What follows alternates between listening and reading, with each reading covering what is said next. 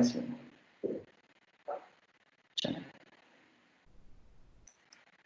Listo. Profe, una pregunta, o sea, la tarea de las fichas tiene que estar terminada, porque al igual yo, o sea, yo no la tengo completa, tengo como 8 pues técnicas nomás. Pues falla, usted es del norte de Santander, pues falla, no mentiras. Las que tengan ya... No, de Villavicencio. ¿De Villavicencio? Entonces yo le entendí ahí que falla. Las que tengan, por supuesto, o sea, yo necesito saber qué hicieron, aparte de rezar, por supuesto que ustedes oraron mucho, yo no pude hacer mis estaciones bueno, en el profe. departamento, entonces me entregan esa vaina. Yo tengo solamente 5 estaciones: cocina, habitación principal, la oficinita, la sala, bueno, y el baño, y el patio ahí donde guardamos las motos. No es mucho, bueno, eso es una ventaja para nosotros cuando vivimos en una casa más grande. Estaba pensando compartir eso con los muchachos. Y a propósito de la intervención en crisis, que uno de pronto de los factores protectores es el tema del manejo de los espacios. Yo conozco apartamentos en Bochica y digamos por el lado del 80 que son muy pequeños, cuando no son apartaestudios que son de 37 metros o incluso un poco menos.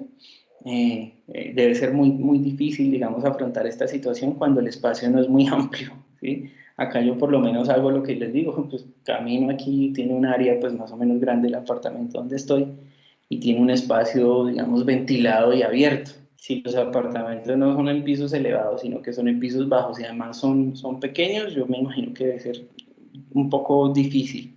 Y lo otro es la soledad. Eso está sucediendo entre nosotros en este momento con el encierro. Entonces consideré que la intervención en crisis es importante porque hay que tener en cuenta que cuando llega el paciente nosotros no tenemos, digamos, formas de saber cuál es la manera en que él va a reaccionar cuando abordemos su tema particular. No tenemos forma de saber si, por ejemplo, alguna de las acciones que vayamos a realizar con él va a ser el detonante de una crisis. No sabemos. De hecho, ya hemos encontrado algunos casitos donde la persona se sale de la ropa o lo que sea cuando estamos abordando ciertas situaciones. Entonces consideré correcto mirar primero como la técnica particular que está vinculada con esa intervención en crisis, que podría suceder esencialmente cuando una persona siente que la ansiedad lo sobrepasa, ¿cierto? Cuando una persona siente que no es capaz de controlar algunos elementos de lo que le está sucediendo, entonces esa persona tiene un descontrol particular o sufre de una crisis. Entonces, en ese momento, digamos, lo remito un poco a consultorios, pero también les voy a estar dando ejemplos de otra cuestión, de otra naturaleza. Pues lo que procede es una intervención para esa crisis que la persona está teniendo. Para eso, ustedes saben, tenemos un capítulo grande y de pronto algunos ya estudiaron las capacitaciones de la Cruz Roja sobre los primeros auxilios psicológicos, que están orientados a realizar unas acciones muy concretas, digamos, breves, ¿sí? Y que le permitan a ustedes realizar ciertas actividades con el paciente, como por ejemplo contenerlo y otras cosas que vamos a ir mirando. ¿Listos? Entonces, como esas crisis se podrían desarrollar en cualquier momento, son inesperadas, hacen parte del riesgo al que nos enfrentamos nosotros como psicólogos cuando tenemos en consultorio una persona que apenas estamos empezando a conocer. Entonces arranquemos por la intervención en crisis. ¿Listos? Entonces, como les decía, es una forma corta, es una forma breve, tiene objetivos limitados porque usualmente se remiten al desescalamiento de la ansiedad que la persona está sintiendo en ese momento, ¿sí? Y ocasionalmente puede incluir como el seguimiento. Entonces, por eso dice que puede durar horas o puede durar días.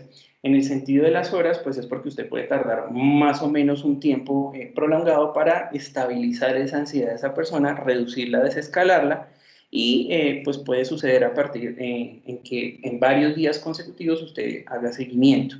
De las cosas más complejas que hay con esas situaciones cuando el paciente entra en crisis es que en muchas de esas ocasiones el paciente hace un vínculo con la persona que le está atendiendo a usted como terapeuta y puede quedar, digamos, enganchado. Eso es lo que vamos a estar viendo con ese asunto. ¿Listos? Si lo vamos a dividir en pasos, pues serían más o menos estos 5 pasos, sin que eso implique que se trata de una camisa de fuerza. Pero nótese que lo primero es el contacto psicológico, o sea que la persona que se siente sola, que se siente desbordada por su problema, tenga, por ejemplo, por lo menos la noción de que existe alguien allí que está para darle soporte o para darle acompañamiento. Justamente esas dos alternativas aparecen dentro de esa atención de los primeros auxilios psicológicos. Hacer el contacto psicológico es permitirle a la persona sentir su presencia. Empieza con la presencia, de preferencia presencia física, presencialidad física, aunque en casos como estos pues también se nos pide, digamos, un contacto que no es físico, pero sí es psicológico en la medida que la persona encuentre una salida, digamos, o encuentre un soporte allí en la persona del terapeuta, que en este caso podría ser usted, y que eso le permita empezar a desescalar su sensación de desesperanza. Nótese que cuando uno tiene, digamos, una cantidad de problemas encima, pues a veces, digamos que lo que viene a agravar el problema es la sensación de soledad. Entonces, hacer ese contacto con la persona es bastante importante. Examinar las dimensiones del problema, ya vamos a ver específicamente, digamos, cuál sería la estrategia para poder evaluar la dimensión del problema. Esto es, por ejemplo, para la persona, cuál es el alcance de la situación que padece. Por ejemplo, es posible que una persona cuando tiene la pérdida de su pareja, digamos un adolescente, ¿sí?, sienta que su mundo se acabó. Y de pronto usted, como es un poco más madura, más maduro y ya ha pasado por ahí, no lo ve igual de importante, no le ve el mismo impacto, ¿cierto? Pero entonces lo que hay que hacer en este caso es evaluar para la persona qué tan problemático es lo que sea que está sucediendo. O sea, las dimensiones del problema desde el punto de vista de la persona hay que examinarlas, qué tan grave es, por qué es tan grave que él se haya ido. ¿Y qué pasa que él ya no esté contigo? ¿Cuál es la consecuencia? ¿Cuál es la situación? Bueno, ya vamos a ver también específicamente ahí algunas preguntas claves que serían para analizar cuáles son los límites en términos de las dimensiones de lo que la persona percibe como un problema para ella. ¿Listos? Si se han intentado soluciones, vamos a explorar eso. Ayudarle a la persona que tome acciones concretas para darle salidas a los problemas que esta persona tiene. Ustedes han escuchado el concepto de la visión de túnel, y es que cuando uno se enfrenta a una situación problema, usualmente tiene tendencia como a reducir el espectro de opciones que ve, ¿sí? Y es porque el problema no lo deja, ¿sí? Entonces hay que mirar si la persona ha intentado soluciones, si tengo oportunidad, como la persona no lo haya intentado o no lo ha intentado de forma no eficiente, pues ayudarle a tomar algunas opciones más bien concretas, porque desde el punto de vista del primer auxilio psicológico es que algo sea, darle, digamos, una salida concreta, no abstracta, y que la gente se vaya pensando todavía, porque como no hay nada concreto, entonces esa es la idea. Y por supuesto registrar los procesos para poder hacer seguimiento. En consultorio pues usted tendrá que llevar el registro. En la consulta 1 sucedió esto, lo haremos a partir o a través de la famosa evolución, para que se sepa qué fue lo que pasó y usted qué hizo, qué aconteció, de qué forma, digamos, salió el paciente. Hay que tener muy claro, digamos, que cuando se enfrenta, digamos, a un proceso de crisis, la crisis, digamos, que asume una posición de prioridad. Es muy difícil en consultorios porque entra uno y sale el otro, se supone que tienen una hora, ¿sí? En teoría, por ejemplo, pues la persona entrando en crisis, pues usted responsablemente debe desescalar esa crisis antes de que la persona salga. Si la persona sale todavía angustiada, es posible que en casos, digamos, más graves incluso atente contra su vida, ¿sí? O vaya pensando y como está pensando, entonces no se da cuenta que el semáforo cambió, etc. Entonces la importancia de no abandonar al paciente cuando está en crisis, por eso es tan importante que tratemos de manejar nuestras sesiones con un ritmo en el que llevamos al paciente, digamos, al punto crítico, donde supuestamente, donde más probable pueden aparecer las crisis, pero con tiempo suficiente para después ayudarlo a desescalar durante esa hora. ¿Listos? Bien, entonces, en el apartado donde decíamos examinar para la persona cuáles son los límites de la complejidad de esa situación, problema que está sintiendo, pues hay como apoyos unas preguntas que son concretas, que le pueden servir a usted como evaluador, pues saber qué es lo que está sucediendo y la persona, pues cómo concibe esa situación particular. Entonces, preguntar como, pues, qué es lo que pasó, qué fue lo que sucedió, cómo sucedió, que la persona, digamos, tenga la oportunidad de hablar dentro de ese soporte psicológico que usted le está dando, y nótese, por ejemplo, que las preguntas pues tienden a ser concretas y cortas, porque el propósito es que la persona ocupe la mayor cantidad del espacio verbal. Es decir, yo le pregunto qué sucedió, pero entonces al preguntarle qué sucedió lo hago en forma abierta, no le pregunto qué sucedió. A, tuviste un problema automovilístico. B, tuviste un problema familiar. C, no le limito la respuesta. Lo hago como pregunta abierta para que la persona de ese 10% que yo ocupé preguntando, ocupe el 90%. Y hablando, empiece a hacer el proceso de razonar lo que está sucediendo, razonar. Cuando lo digo de esa manera, razonar, no es que la persona ahora ya va a ser racional sobre lo que le sucede, sino que está intelectualizando, es decir, para poder verbalizar lo que le pasó, él está procesando un poco la emoción durante el proceso. Acuérdense que si estamos hablando de que la crisis lo desborda, es porque la emoción está por fuera y la razón está rezagada, que es lo que usualmente suele suceder. No valgo nada, etcétera, o sea, la emoción está fuera. Y cuando estoy aplicando técnica como esta, entonces lo que estoy haciendo es que la persona para poderme hablar, para poder verbalizar, para poder hablar, tiene que intelectualizar lo que le está pasando. Entonces, esta persona, aunque no parezca, lo que está haciendo es un proceso, está recordando, por ejemplo, eso es un proceso cognitivo, está recordando lo que sucedió. Entonces, yo lo que estoy suscitando cuando le pregunto es que la persona esté elaborando el suceso y desde ahí ya estoy haciendo intervención. ¿Listos? Qué sucedió, cómo sucedió y tratar de empezar a hacer que la persona pues ya empiece a reflexionar. Eso es para que empiece a recuperar el control cognitivo sobre la emoción. ¿Qué es lo que más le preocupa de lo que está pasando? ¿Cómo se siente al respecto de lo que está pasando? Es decir, que no es preguntar por preguntar, sino que técnicamente yo lo que estoy haciendo es tratar de recuperar la habilidad cognitiva que tiene la persona y que fue desbordada por su ansiedad. ¿Se entiende hasta ahí? Bien. Lo otro es explorar los recursos sociales, por supuesto. Como les compartí ahorita, uno de los riesgos es que la persona pues quede enganchada. Y esa es una de las situaciones por las cuales muchos profesionales, no solo en psicología, sino en muchas áreas, prefieren no, digamos, no meterse en un problema de esos cuando se identifica una situación de primeros auxilios psicológicos o cuando se identifica básicamente una situación de riesgo en el que una persona entra en crisis, porque dice, no, pues ya me engancho ahí, me enchicharrono yo ahí, ya quedo enganchado y es posible, ¿sí? Entonces, hace parte de los pasos como explorar los recursos sociales. No en vano usted, por ejemplo, cuando diligencia historia clínica, usted pregunta quién es el acompañante, quién es el responsable, con quién vive, y es porque necesitamos saber cuál es la red de apoyo particular. Por ejemplo, el semestre pasado nos llamaron creo que era justamente de Villavicencio o de otra ciudad que no recuerdo, para compartir el caso de una muchacha, un compañero de ustedes, eh, que fue llamado por una amiga que tenía, creo que era en Villavicencio o en alguno de esos lados, que lo llamó para decirle, marica, lo llamo a despedirme, estoy en mi carro, estoy vuelta a mierda, estoy borracha, voy a toda mierda en el carro, me voy a matar, chao, gracias por todo, etcétera, ¿cierto? Súper complicado cuando es de esa manera, cuando es a distancia. Por eso, digamos que uno de los factores principales a favor es la presencialidad, para que usted pueda hacer una contención mejor.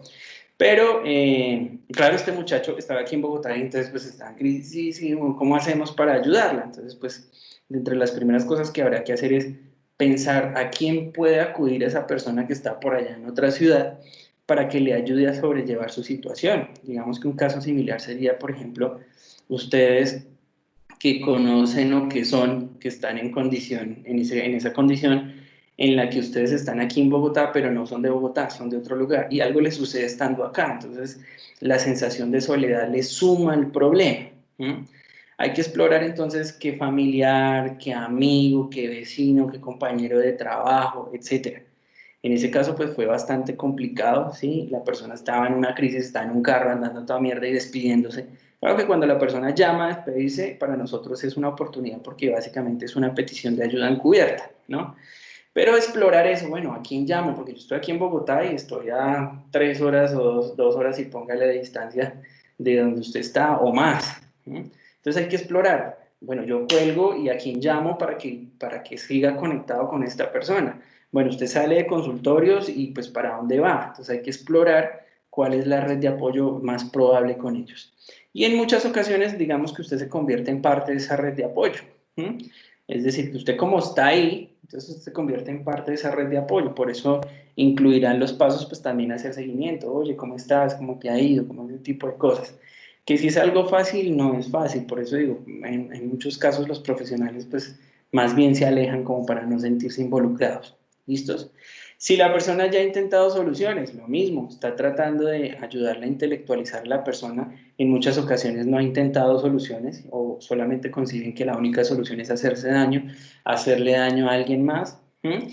Entonces hay que explorar, para eso digamos que coloco aquí, ejemplifico unas preguntas muy concretas que usted podría hacer, como qué has hecho al respecto, qué se te ocurre que podamos hacer. Yo estoy hablándole de qué se le ocurre, es decir, que me haga el procesamiento mental, ¿listos?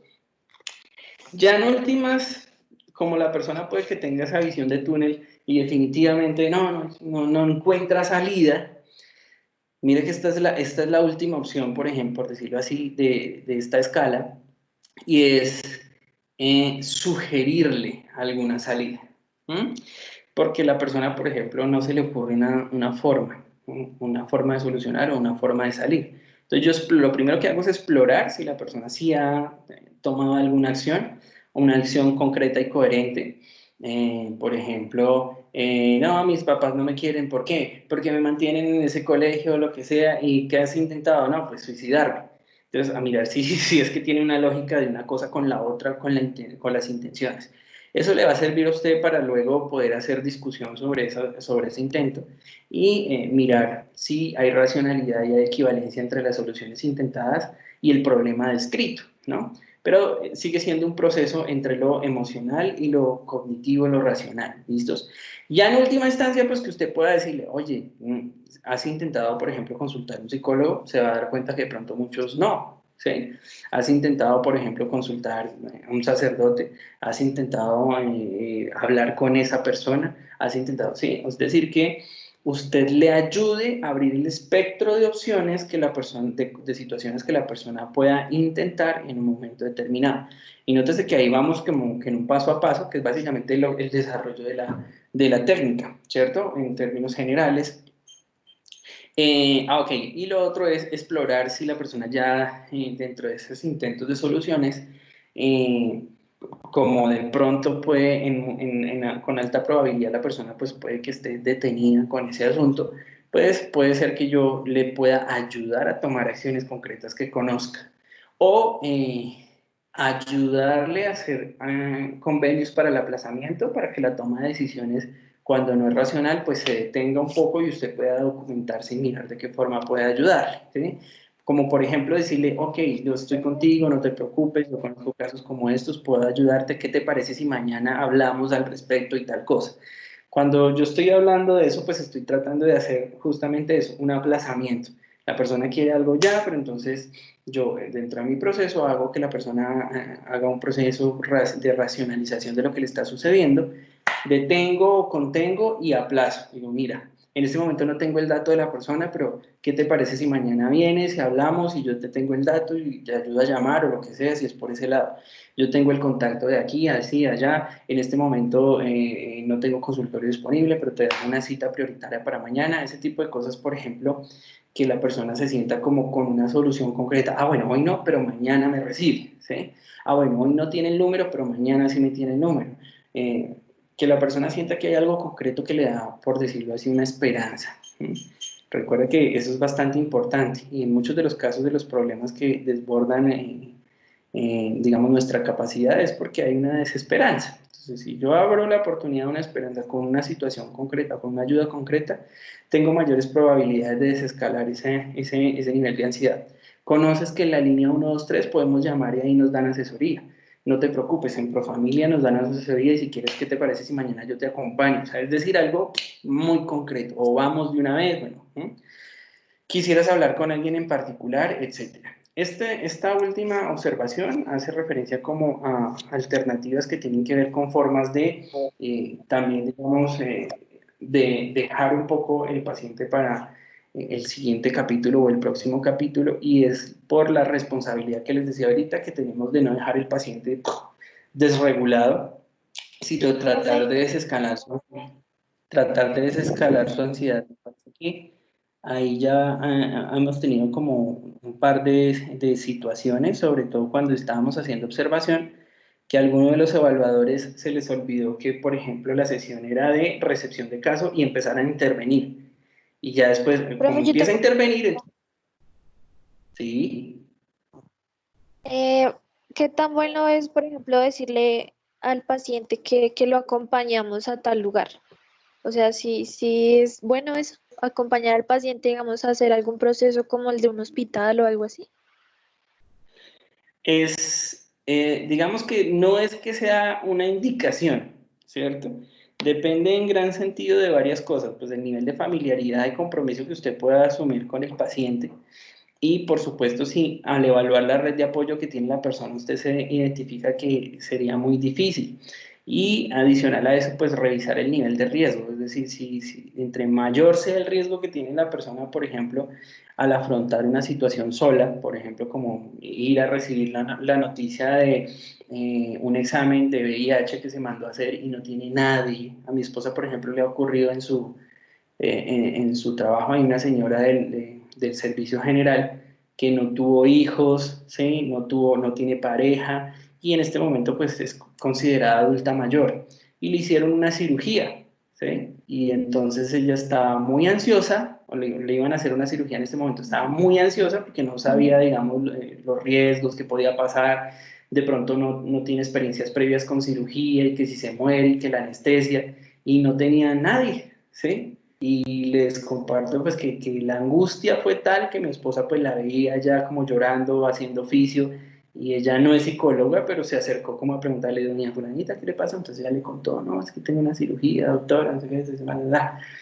y mi esposa se puso en esa situación de decirle, bueno, ¿será que la acompaño? No, me da tristeza con ella, ya es muy buena gente en el trabajo, pero imagínese, no tiene hijos, no tiene nadie, no tiene un familiar acá en Bogotá. Y lo que optó en ese momento, pues yo le dije, sí, entiendo esa situación, es complejo, digamos, en ese momento lo que yo le dije es, hagámosle el acompañamiento llamándola, ¿cierto?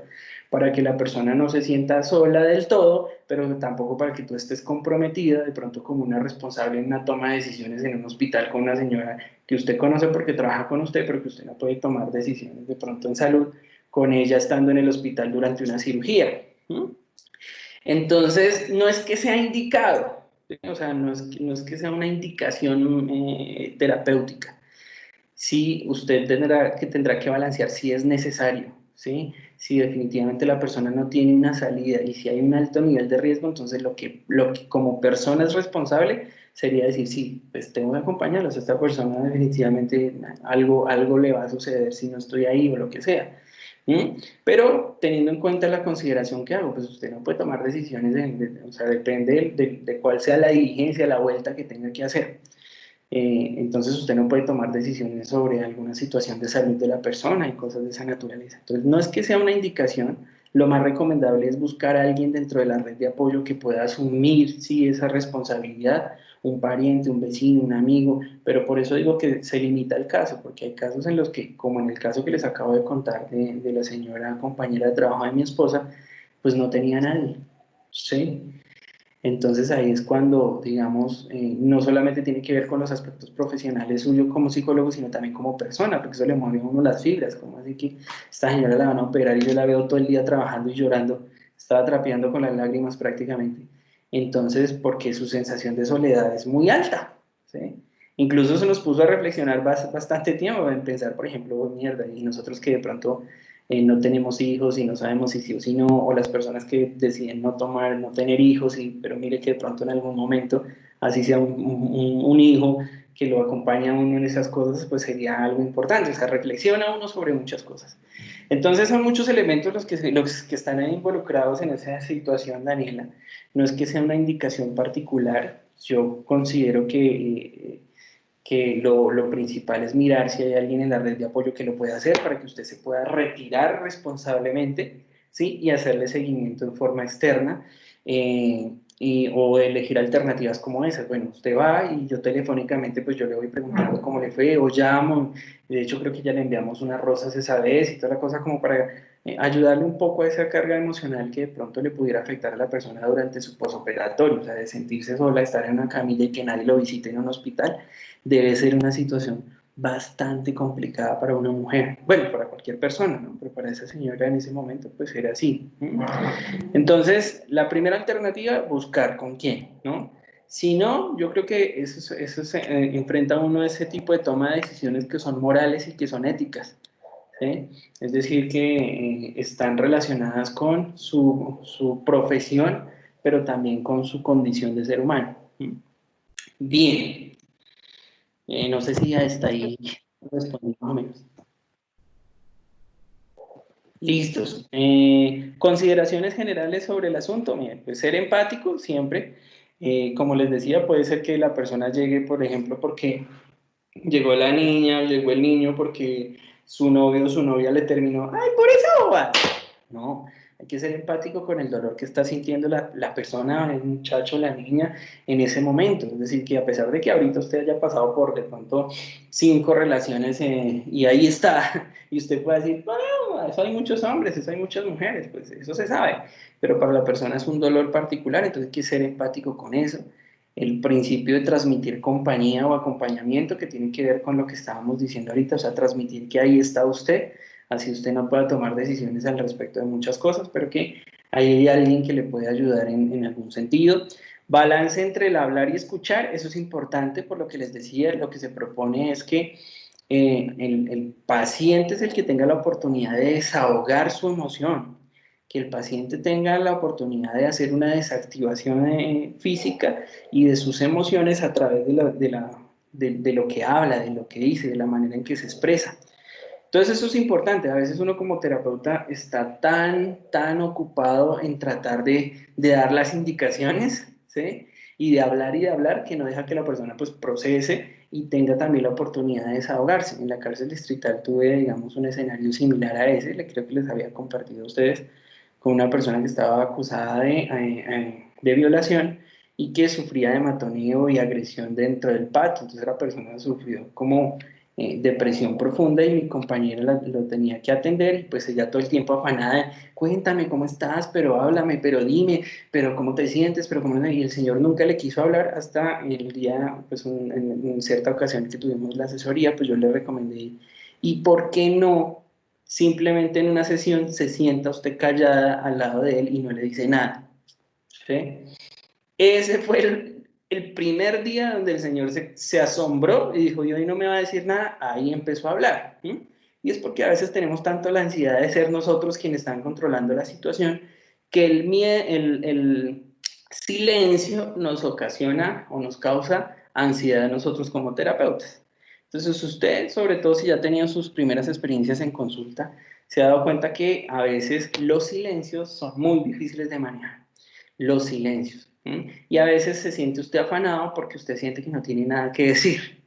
Entonces, aquí lo que se propone pues, es un balance en el que usted mantenga contacto verbal también con la persona, pero que le dé el espacio suficiente para que la persona se pueda expresar, ¿listo? Y generar pues un clima de confianza, un clima de seguridad en el que esa persona pues pueda compartirle todo lo que está sintiendo, ¿listos? 4 actividades técnicas claves dentro del proceso, aquí aparecen como la contención, el acompañamiento, la desactivación fisiológica que le había referido ahorita y la relajación. Miércoles, ya no, estoy tomando como harto tiempo aquí, entonces vamos a acelerar un poquito, pero igual, si usted tiene una duda así como Daniela, pues me interrumpe. Listos, entonces técnicamente la primera esta actividad se denomina contención y es que usted a través de la presencia que usted le muestra al paciente, a través de la presencia que usted hace que él perciba, usted haga contención, por ejemplo, de la emoción que le está desbordando el paciente, de la acción que pretende hacer, que es heteroagresiva o autoagresiva, de eso que la persona está sintiendo que le desborda, usted le está ayudando a contener esa emoción. Entonces, acuérdese lo que estábamos diciendo, usted le está haciendo preguntas, usted está haciendo presencia, entonces la persona está pudiendo elaborar, ¿sí? Que se pueda desahogar, se trata de eso, como que la persona pueda desahogarse dentro de unos límites saludables, que pueda desahogarse como hablar, ¿sí?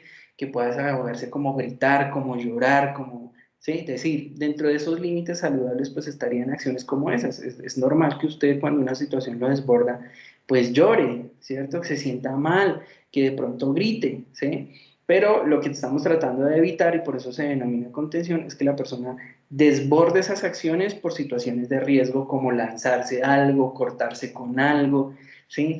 Golpearse de alguna manera. Estamos tratando de hacer esa contención, ¿listos? Y esa contención empieza, como les decía, pues con la presencia, ¿sí? Con hacer contacto visual, con hacer intervenciones como hacer preguntas, como darle opciones, que era lo que estábamos mirando ahorita, hablar de su red de apoyo, de lo que ha intentado, ¿cierto? El tipo de contacto que también depende de la familiaridad y del proceso que usted esté llevando con la persona. A algunas personas les molesta que ser tocadas, por ejemplo, y no en todos los casos se indica que usted después de una vez llegue y lo abrace, así digamos con su familia, esa sea una actividad que usted haga. Eso hace parte de favorecerle a la persona en la situación de desahogo. Es decir, que usted le favorezca a la persona desahogar su emocionalidad y empezar a desescalar dentro de límites de lo saludable. ¿Listo?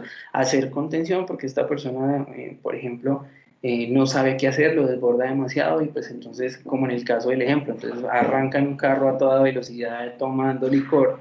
Entonces miremos qué otra alternativa. Pues puede ser incluso tomando licor, pero en otro escenario. ¿Sí? Entonces, eso será, digamos, un motivo, vuelvo y digo, ético, moral o lo que sea, pero en términos generales tiene que existir, digamos, una versatilidad y también una flexibilidad sobre las formas en que la persona, por ejemplo, puede lograr hacer contención de sus emociones. Y bueno, aquí sencillamente aparecerán consideraciones de esa naturaleza. Entonces, no a todos los puede usted abrazar para que lloren en su regazo, no a todos les funciona de esa manera. Entonces, usted tendrá que, digamos, evaluar para cada situación qué es lo adecuado. Creo que hablamos por allí con Jenny Suárez, digamos, la necesidad, por ejemplo, de tener unos pañuelitos para que la persona pueda enjugar sus lágrimas y llorar, ¿sí? Llorar frente a usted, pero frente a usted como una persona que lo entiende, ¿sí? Que está cerca, que diga, bueno, listo, estamos en lados opuestos del escritorio, pero entonces sentémonos en el sofá y nos sentamos como iguales. ¿Qué te hace sentir esto? ¿Cómo crees que se podría solucionar? ¿Qué has intentado? Es decir, compartir el escenario del problema con él, pero el propósito es ese, ayudarle a controlar la ansiedad para que no se desborde en formas desadaptativas. ¿Listos?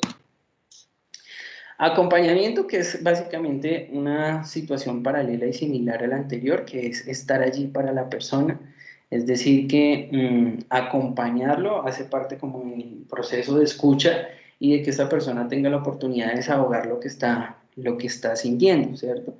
Lo ideal es que se haga a partir de la presencia física, eso hace parte como de los riesgos cuando trabajamos así de forma virtual. Por ejemplo, que yo estoy haciendo ese proceso y que la persona está desbordando todas sus emociones en ese momento y ¡pum! Se fue el internet. Y quedó usted, no, pero ¿cómo así? O sea, en el punto más crítico, en el punto más clave de alguna situación. Por eso lo ideal es que la presencia pues sea física, ¿sí? Y esa presencia física pues le ayude a la persona a sentir que tiene una compañía que de cierta forma pues le está ayudando.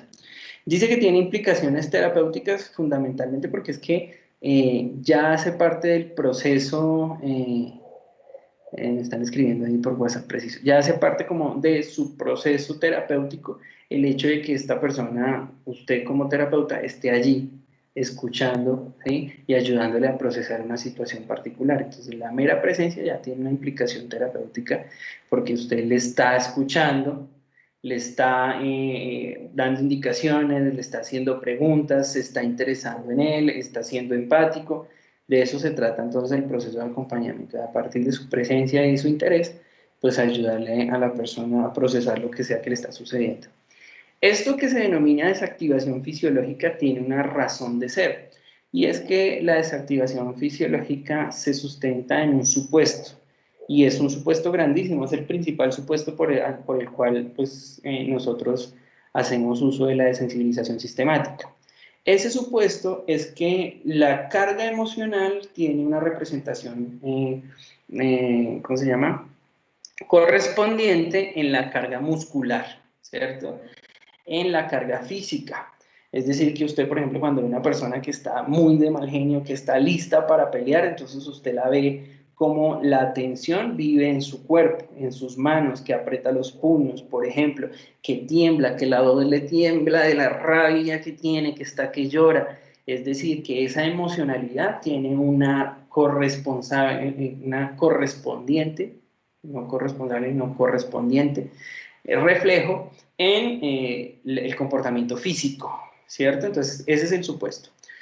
Como se supone que existe una relación entre esa carga emocional y la respuesta física, la hipótesis, que es la misma hipótesis que vemos en la relajación y en la desensibilización sistemática, es que podamos hacer el camino inverso, ¿sí se entiende? Si lo emocional afecta a lo físico, a través de la manipulación de lo físico, hacer control emocional. Ese es el supuesto básico con esto que aparece aquí también en la desactivación fisiológica. Y es que como existe una representación, una carga física de esa emoción, yo pueda producir o ayudar a producir una descarga de ese asunto físico que le permita a la persona hacer también una descarga emocional. Entonces, en la desactivación fisiológica yo utilizo esencialmente técnicas que me ayuden a controlar esos aspectos físicos, teniendo como presupuesto que me va a ayudar eso a desescalar los elementos emocionales. Entonces, la primera técnica aquí, que es la más común, es el asunto de manejar la respiración. Es decir, que en la medida que la persona respira, cuenta hasta 10, usted lo ha escuchado más o menos de esa manera, la persona va oxigenando y va regulando su respuesta física, que usualmente es la hipertensión, la taquicardia, bueno, o sea, se aumenta una serie de situaciones de respuesta física y usted lo que está tratando de hacer es regular esa respuesta y esa regulación de respuesta física me ayude también paralelamente a hacer una regulación de respuesta emocional. ¿Listos? Entonces lo que usted hace con esa desactivación es básicamente darle la instrucción para que la persona se detenga, tome aire, ¿cierto? Tome aire así como yo. ¿Sí? El propósito fisiológico, por supuesto, es que el cerebro se oxigene y le ayuda a tomar decisiones y a tomar control sobre su cuerpo, porque al aumentar de pronto su nivel, su ritmo respiratorio y su ritmo cardíaco y todo eso, entonces es posible que ese nivel de activación haga que la sangre y la oxigenación se dirija a otros partes del cuerpo, como por ejemplo a los músculos, que está preparada para pelear, para darle un golpe al primero que se le atraviese. Entonces, ayudarle a respirar hará parte de eso. Entonces, la técnica justamente, pues lo que me dice es que usted debe situarse frente al paciente o muy cerca al paciente y darle la instrucción directa y decirle, ok, mira, respira profundo, usted lo ha escuchado, ¿cierto? Cuenta hasta 10, inhala, cuenta hasta 5, retienes 3 segundos, si la persona está muy agitada, pues entonces usted de pronto si está ahorita relajada y sentado, pues lo hace de forma fácil, pero cuando la persona está agitada, esto se le dificulta.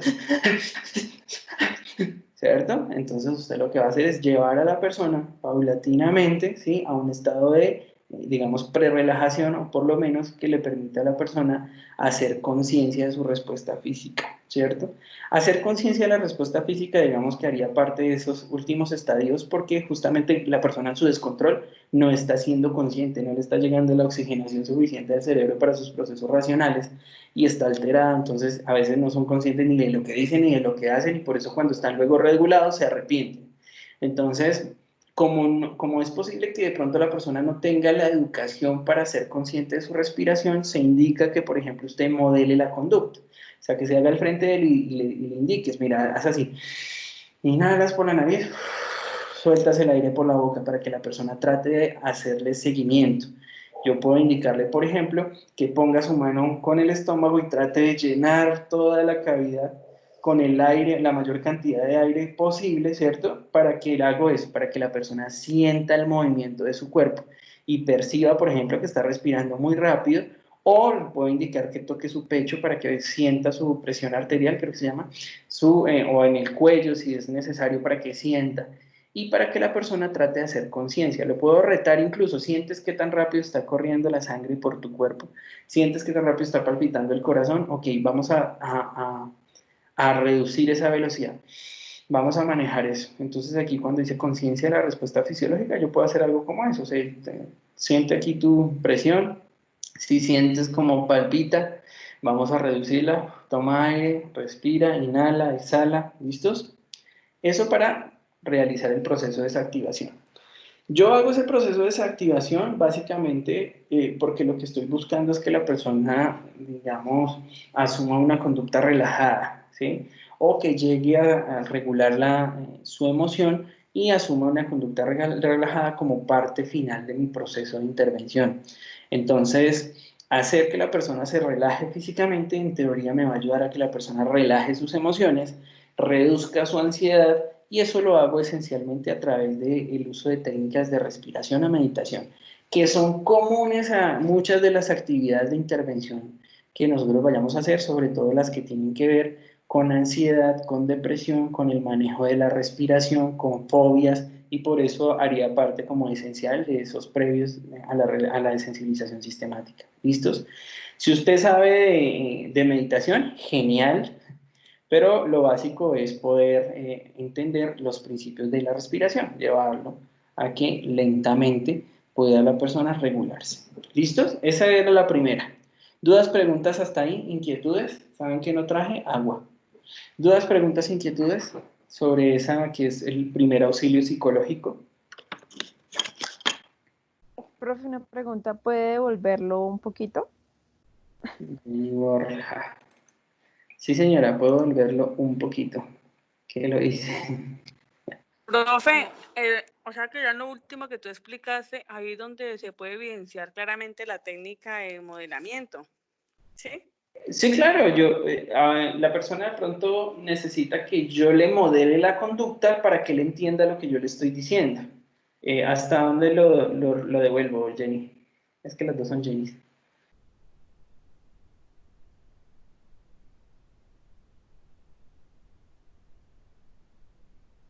¿Hasta dónde? Profe, ¿me permite ver un momentico la de acompañamiento, por favor?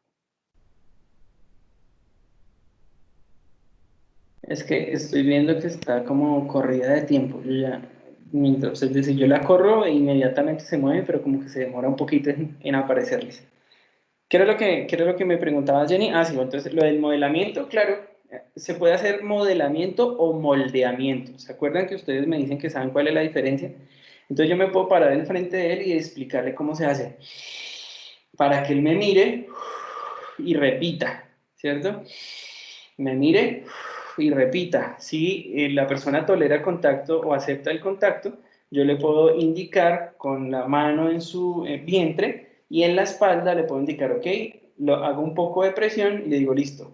Entonces, inhala para que mi mano se mueva, ¿cierto? Y que la persona tenga una referencia de lo que necesita hacer. Hay personas que no, digamos, no hacen uso de la capacidad pulmonar completa, sino que respiran en forma parcial y lo que se pretende es que la persona aumente esa capacidad para que oxigene muy bien su sistema. ¿Listos?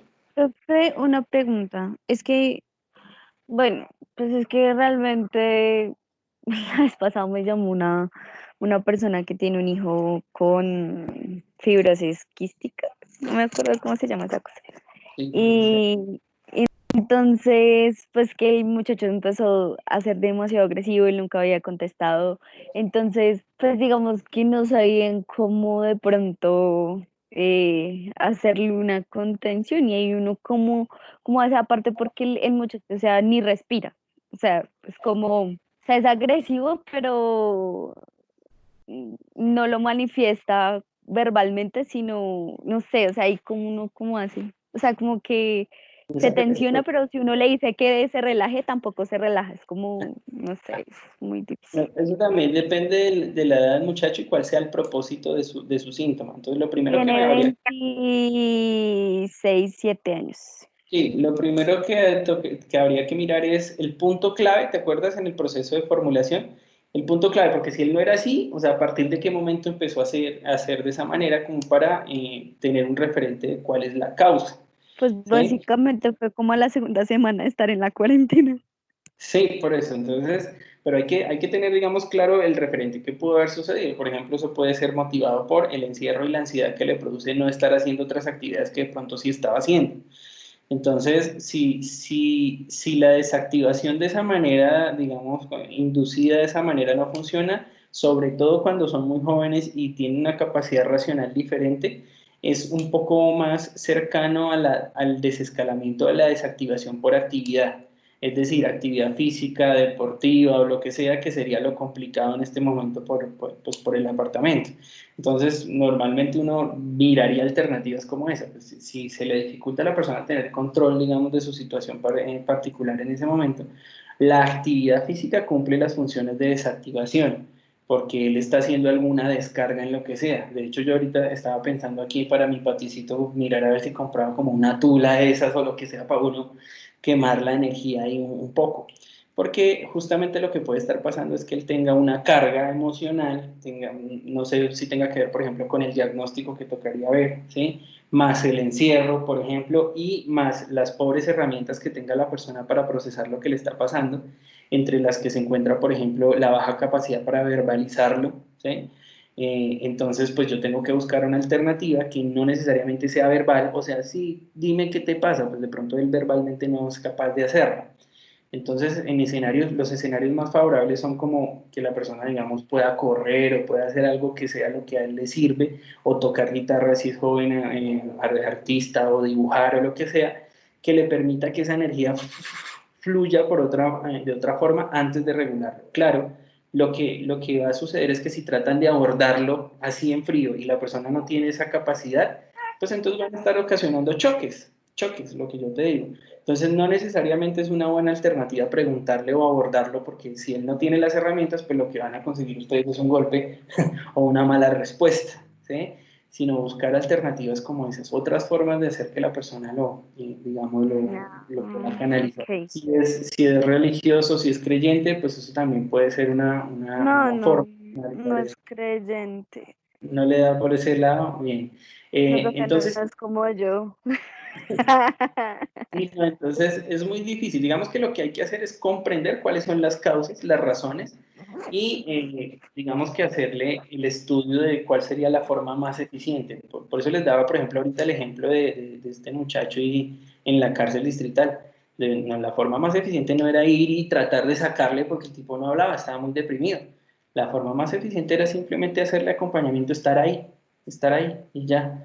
Entonces, claro que no es fácil, en esto no hay fórmulas mágicas, lo que hay que hacer es muy juicioso con esa observación, ese análisis que se hace de la situación del paciente o de la persona y ver pues en qué momento es que se produce la situación, qué es lo que le produce realmente angustia y pues a partir de ahí pues buscar las formas alternativas para qué hacer, ¿sí?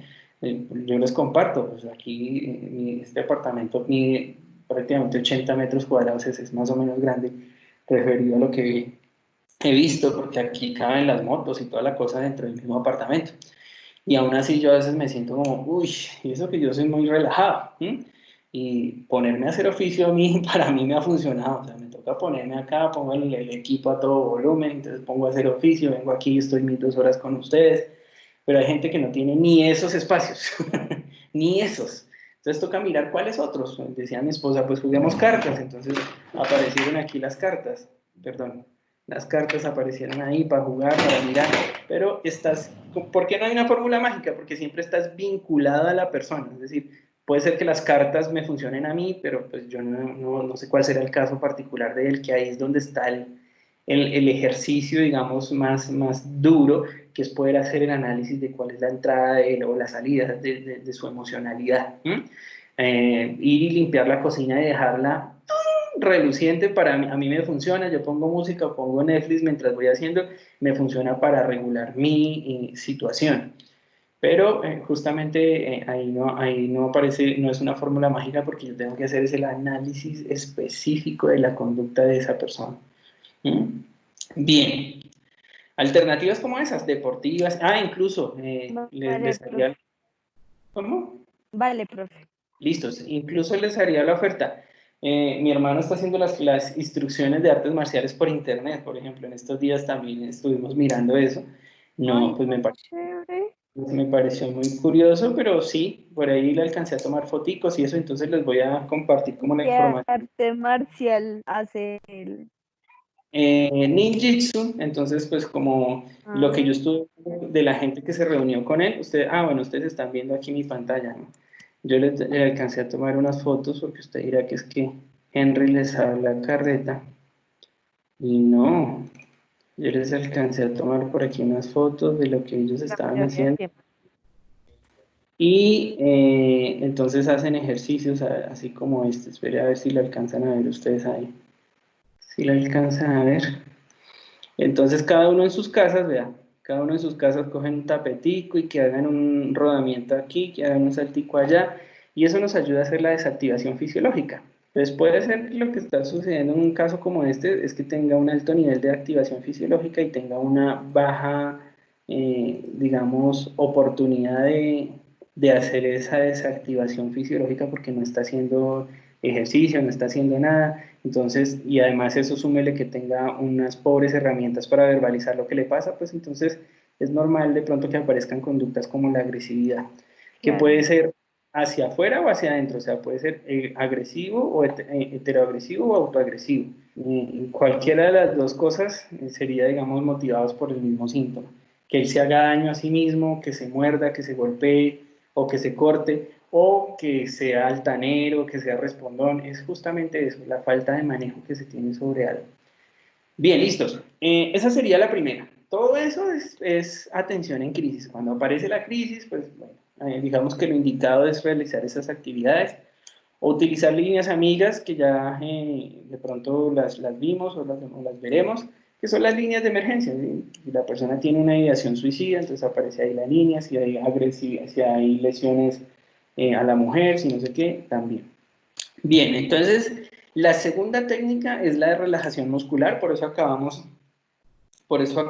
con la anterior, ahí como en ese asunto de la respiración y la relajación o la meditación para incursionar en esta, que es una técnica completa. Entonces les cuento que la relajación muscular progresiva es una parte de la relajación, del proceso, perdón, de desensibilización sistemática, pero aunque es una parte de la desensibilización sistemática, la relajación muscular progresiva es tan interesante y tan importante dentro del proceso de intervención que es considerada en sí misma una técnica, es decir, que es posible considerarla como una técnica aparte de la desensibilización sistemática. ¿Listos? Por eso la vamos a ver aquí.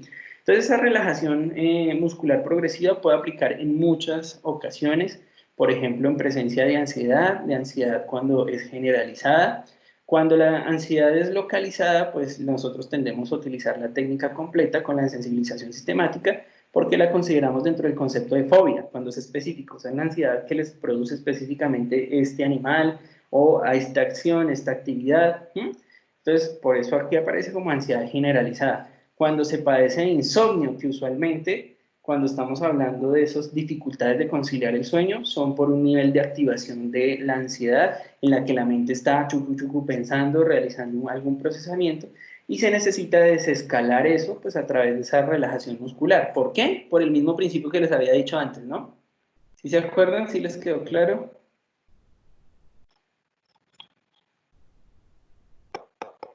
Sí, señor. Eso quiere decir que no. No, sí. Usted nos decía que cuando hay carga emocional, se ve reflejado en la carga fisiológica, entonces se puede utilizar inversamente, o sea, utilizar la carga fisiológica utilizando técnicas de relajación y meditación como respiración y demás para reducir la carga emocional. Perfecto, ese es el supuesto, exacto. Cuando hay carga física, entonces yo lo que procuro es la descarga de eso físico para que se regule lo emocional. Por eso le decía, por ejemplo, ahorita a Lorena, hay que mirar, por ejemplo, si el muchacho estaba haciendo ejercicio, gimnasio, actividad, si consumía algo, por ejemplo, ahorita deben estar ahí también este tipo de personas que consumían quemadores de grasa, anabólicos o lo que sea y que están acostumbrados como a la actividad y al ejercicio y a la fuerza y a la cosa y encerrados en su apartamento, eso debe estar disparándoles y dándoles muy duro. Bien, lo mismo, el dolor de cabeza, porque el dolor de cabeza digamos, considerado como una sintomatología asociada al aumento de presión, al aumento de tensión. Entonces, reducir esa tensión pues me va a ayudar a reducir ese dolor de cabeza, de cuello, espalda. Mire también para dolores menstruales, depresión agitada, porque no todas las depresiones son agitadas. O sea que cuando la persona tiene un nivel de activación físico pues alto, pues ayudarle a regular también ese nivel de activación. Y se hace a través de esto, esencialmente, la tensión y relajación sucesiva de los músculos. Y se utiliza una secuencia. Entonces ya vamos a ver por qué es importante ese asunto también de la secuencia.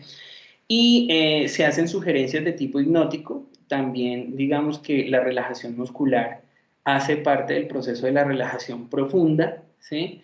Y digamos que sería como la primera etapa, hacer la relajación muscular antes de tomar la decisión si seguir profundizando o no, y a partir de esa relajación profunda yo puedo empezar a hacer también sugestiones hipnóticas. Esta es la sugerencia de tipo hipnótico, pues incluso les decía a sus compañeros del jueves, si les interesa y si nos da el tiempo, por ejemplo, podemos mirar la técnica de sugestión hipnótica para, digamos, ayudar, por ejemplo, a terminar de relajar a una persona. Pero si les interesa y si nos ocupa, porque como técnica no aparece en mi plan todavía. ¿Listos? Y por supuesto, pues cuando hacemos toda esa relajación muscular, pues es el principio para la desensibilización. Entonces resulta que como yo tengo ese presupuesto de que eso físico está relacionado con eso emocional, entonces tengo el mismo presupuesto para decir que la tensión muscular está relacionada con la ansiedad. Entonces lo que yo voy a hacer con esa relajación muscular es hacer un manejo previo de la ansiedad. ¿Cuáles son los procedimientos? Entonces aquí ya vamos a mirar cuáles son, digamos, los pasos que tienen que ver con la realización de ese proceso de relajación muscular para que usted los tenga presentes.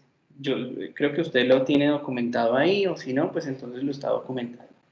Listos, entonces lo vamos a considerar de la siguiente manera. Ay, ya.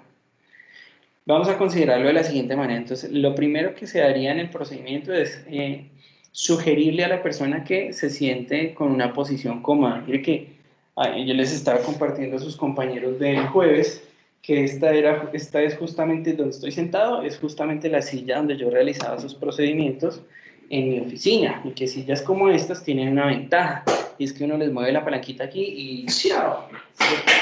Y ahí ya queda la persona situada en esta posición. Entonces, lo que yo estoy procurando es que el paciente se siente en un lugar, en una posición cómoda, de preferencia reclinado, para que la espalda, digamos, tenga un soporte particular. ¿Listos? Pero si no, pues digamos que en un lugar como consultorios podríamos utilizar el sofá o algo de esa naturaleza. ¿Listos? La posición se denomina en términos generales como de cochero, que es sentado mirando hacia el frente, pero apoyando su cabeza por aquí, en un apoyacabezas si hay, es digamos, la mejor alternativa. ¿Listos? Y usted explica, como parte de su procedimiento, en qué consiste lo que usted va a hacer. Entonces usted le puede indicar, mira, esta sensación que tú estás sintiendo de hipertensión, de taquicardia, de sudoración, de no sé qué, corresponde a una respuesta física del nivel de ansiedad que estás manejando sobre este tema particular. Lo que vamos a hacer ahora es un ejercicio que te va a permitir controlar esos síntomas y que cuando por motivo de la práctica te va a ayudar a manejar la ansiedad. ¿Listo? Entonces, que la persona diga, bueno, listo, no es como que, sí, siéntese ahí, haga lo que yo le diga. ¿Por qué? Porque yo le digo, no, sino que yo le estoy compartiendo cuál es la razón de ser de lo que estoy haciendo. Entonces, le explico. Le doy una explicación resumida porque usted tiene una hora en consulta, ¿no? Y yo lo que voy a hacer es empezar a modelar o moldear la conducta. ¿Se acuerda que lo habíamos dicho ahorita? Tome aire, inhala, exhala. Inhala, exhala. Le doy la indicación para que la persona me vea y entienda qué es lo que tiene que hacer. ¿Listos?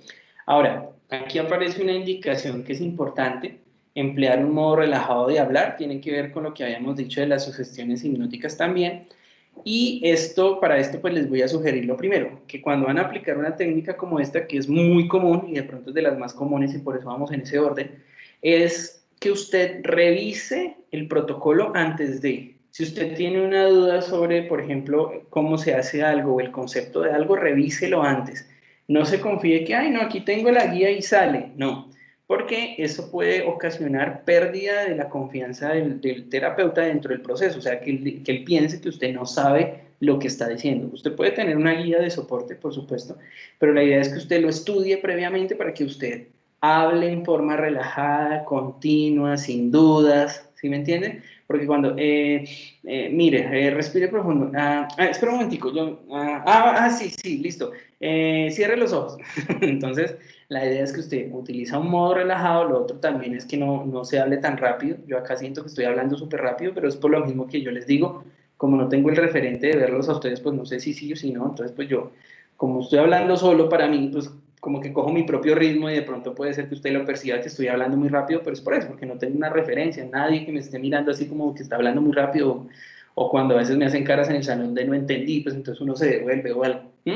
Entonces, usted va a tener la oportunidad de tener a su paciente ahí, regule su forma de hablar, dele tiempo al paciente para que entienda la instrucción, sea claro, sea concreto, lo más preciso posible, utilice el modelamiento, ¿listos? Y este paso aparece dentro del protocolo porque no es un paso menor, es bastante importante. Puede ser, por ejemplo, que la persona tenga alguna lesión muscular, ¿sí? En ese caso, entonces, recuerde que usted lo que va a hacer es una relajación muscular que está basada en tensar y en relajar músculos. Entonces, si la persona tiene una lesión muscular, puede ser que incursionemos en un daño mayor. Entonces, siempre hay que preguntarle a la persona si tiene alguna lesión muscular y en dónde, ¿cierto? Porque como la vamos a hacer profunda, la vamos a recorrer la mayoría de las partes del cuerpo, ¿sí? Entonces yo tengo que tomar decisiones al respecto. Si el paciente le dice, sí, no, es que preciso una cirugía de no sé qué aquí en el pie, entonces usted lo tiene presente cuando llegue allá. No, es que tengo aquí no sé qué cosas en la espalda, entonces lo tiene presente para que usted cuando llegue allá. Usted puede indagar sobre qué es lo que le sucede, ¿cierto? Para tener esa referencia y tomar una decisión. Si usted va a relajar, digamos, en una escala menor esa parte del cuerpo o si la va a pasar por alto, ¿sí? Otra cosa que podría suceder o que le ofrece usted la oportunidad de indagar sobre estas lesiones, les compartí a sus compañeros del jueves y no me dejen olvidar que esa tarea la tengo pendiente. Y entonces hago el paréntesis. Y es el significado psicológico de la enfermedad, ¿cierto? O sea que usted aquí más, además, puede derivar una actividad como esa. Y es que existe, por ejemplo, el libro como el libro de David Shapiro que se llama Mente y Cuerpo, si mal no recuerdo, que yo lo tengo por ahí guardado y entonces por eso les digo que me recuerden si a usted le interesa, buscarlo si está la versión digital y si no, pues ahí lo tengo físico para que usted le tome fotocopia. Y es que usted se va a encontrar en muchos de los casos que ese síntoma que es físico tiene un reflejo psicológico o viceversa. Por ejemplo, en los casos donde hay fallas en la estructura ósea, usted se va a dar cuenta que en muchas ocasiones esas fallas de estructura ósea tienen que ver con fallas de estructura familiar, porque los huesos son los que sostienen el cuerpo, por ejemplo, y la mamá en la casa es quien sostiene el hogar. Entonces, si hay una falla allí, es posible que haya un reflejo y usted pueda hacer incluso una correlación. En la cárcel distrital de varones yo me encontré con el caso de una persona que tenía muchos odios, estaba en la cárcel, había asesinado a su hermano mayor y todo, o sea, de ese nivel, ¿sí? Y sus dos hijas murieron de cáncer en la sangre, y cuando voy a consultar yo, digamos, el significado psicológico del cáncer y de la leucemia particular, me encuentro con que tiene que ver que esos odios, me hace hervir la sangre, usted lo ha escuchado con cosas como esas, está relacionado justamente con esos líquidos y esos fluidos que van por el cuerpo y que transportan emocionalidad. Y cuando comparte eso, o cuando usted descubre eso y comparte eso con el paciente, es posible que eso sea un modulador de lo que está sucediendo. O sea, que el paciente diga, O sea no lo que había eso visto jamás. termina siendo como una especie de generación, o sea, algo como genético, no dentro del gen, sino como o sea, una especie de psicosomática generacional, algo así. Una especie de psicosomática, pero entonces, claro, como las niñas eran las hijas, por ejemplo, ¿sí? No es como la terapia transgeneracional ni la terapia sistémica, ¿sí? Pero sí sería algo así, que él porta en la sangre, que aquí la diferencia es que haría un vínculo físico más directo, que es la sangre, ¿sí? Pero sí sería algo así como Podría que se ser un transporta. aumento. Uy, no, muy fuerte. Se transporta en la sangre, ese odio se está transportando en los fluidos y entonces pues fue una época muy complicada para él dentro de la cárcel porque tenía una cantidad de odios infantiles o lo que sea y estando en la cárcel le llamó a su pareja y pues la señora le dijo, no, sí, ya, yo tengo otra persona, yo no tengo tiempo para esperarlo a usted, o sea, estaba súper cargadísimo y pues empezamos a interpretar pues como todos esos odios que él había estado cargando y todas esas formas de actuar, pues digamos que en cierta forma le habían estado cobrando factura, ¿sí? Y pues él también tenía sus propios problemas físicos o de salud. Entonces, usted puede ayudar a encontrarle a él una correlación de la enfermedad que tiene o de lo que le sucede con la forma en que actúa o lo que le está pasando, y eso a veces para la persona también es sanadora. Dice, mierda, sí, tengo que dejar ¿sí? de hacer lo que estaba haciendo, de sentir lo que estoy sintiendo, porque esto realmente me está afectando, ¿sí? El cáncer, bueno, una cantidad de enfermedades. Por ejemplo, el caso de una señora que conocí, que se fracturaba constantemente la pierna, me parece que era izquierda, y tenía problemas para caminar, pero entonces resulta que el problema no era tanto el calcio ni nada, y tampoco era tan señora. Y desde qué momento empezó a sucederle eso, y cuando se le hace trazabilidad, desde que descubrió infidelidad de su pareja y se separaron. Entonces, cuando uno indaga, digamos, sobre la naturalidad del hogar, pues se da cuenta que el Señor era el proveedor, era la columna vertebral, ¿sí? del hogar, y la señora empezó a tener problemas de columna y problemas del sistema óseo y problemas de marcha. Y esos problemas se le aumentaban cuando tenía que verlo o cuando él tenía que llegar al apartamento porque les iba a dar el dinero del mes o lo que sea y demás. Entonces uno se da cuenta que existe una relación ahí. Es decir que, por eso hago un super paréntesis, porque usted puede tomar alternativas como esa para ayudarle a procesarle a la persona lo que está sucediendo y ponerlo un poco más del lado suyo. ¿Sí ve que esto se está retroalimentando de esa manera? El libro se llama Mente y Cuerpo de David Shapiro. ¿Me acuerdan si les interesa? Cierro paréntesis. Listos, entonces, claro, esas lesiones que la persona puede tener pueden significar muchas cosas. Yo me entero, es para no ocasionar un mal mayor, ¿cierto? Y le indico que como parte del proceso de relajación, pues necesito que él, se afloje la ropa apretada, decía aquí, ¿cierto? Y evite el entrecruzamiento. Normalmente, ¿qué puede estar, digamos, ocasionando esas interrupciones con la ropa? Los puños, los botones de las camisas, la corbata, el cinturón, los cordones de los zapatos, es decir, para que la persona se sienta un poco más cómoda durante el proceso y que le permita la relajación un poco más fácil. ¿Listos? Y evitar el entrecruzamiento, pues es que la persona no tenga ni cruce los brazos ni las piernas en ningún momento, pues de preferencia en ningún momento, y que la persona pues empiece con su aspiración profunda. Inhale, exhale. La idea es que él logre un control paulatino de ese proceso.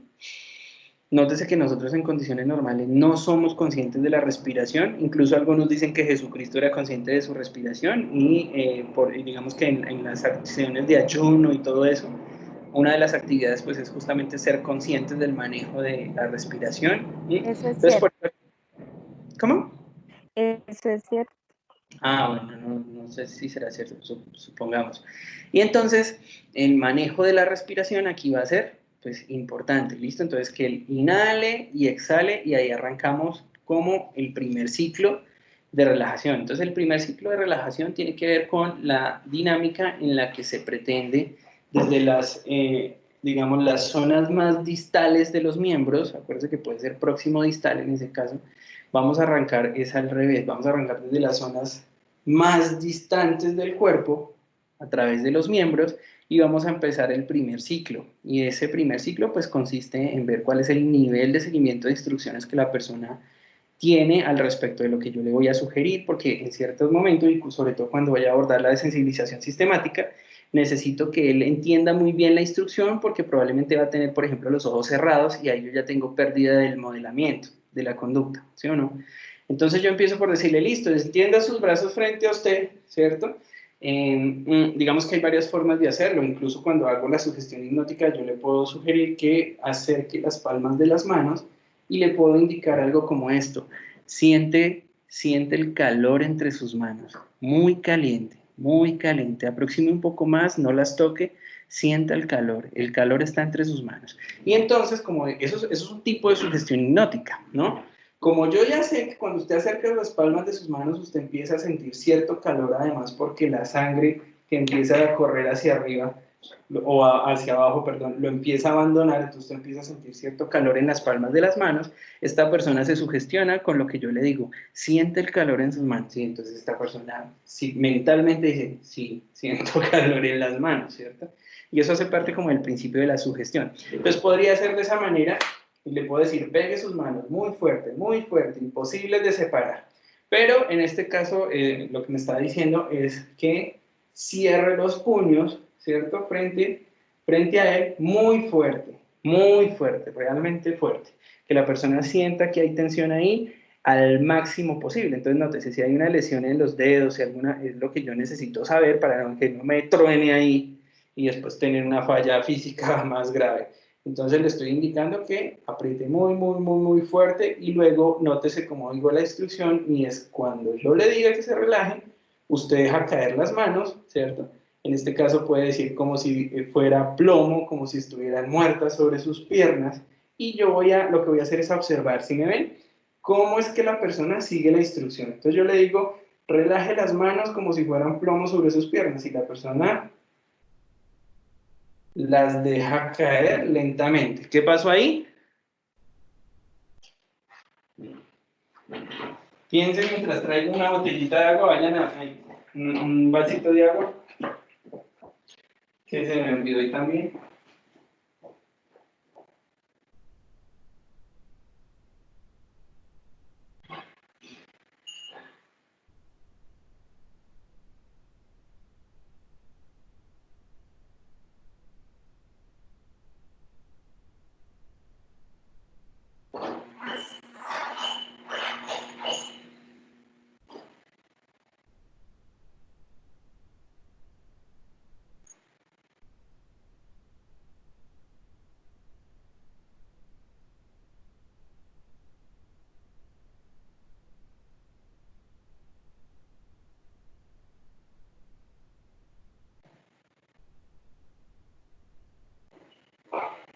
Entonces ahorita me ayudas a rellenar esto. Sí, para no dejarlos en tanto tiempo a nada. A ver, Jenny, ¿qué pasó ahí?